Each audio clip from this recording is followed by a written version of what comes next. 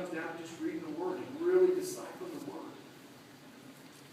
You know, not cherry picking a scripture here or there. We need to really read the Word and see what it says about who we are in Christ.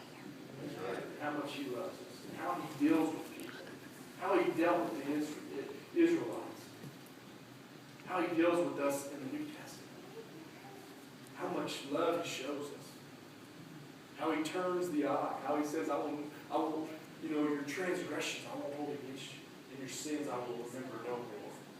Do we think that? Or when something goes wrong and you start thinking, man, what did I do to deserve this?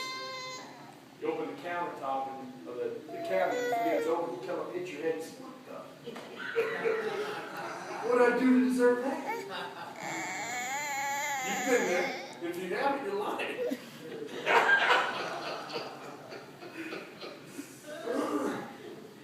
It's all right. So we should love as Christ loved and was able to lay down His life for the church. A bunch of unthankful, Christ-rejecting people. So we have no excuses not loving the saved or unsaved. And I know a lot of us in here probably been saved for a long time. We don't remember when we rejected Christ. Sometimes I think we need to remember those things. That's right. Because He loved us just as we were.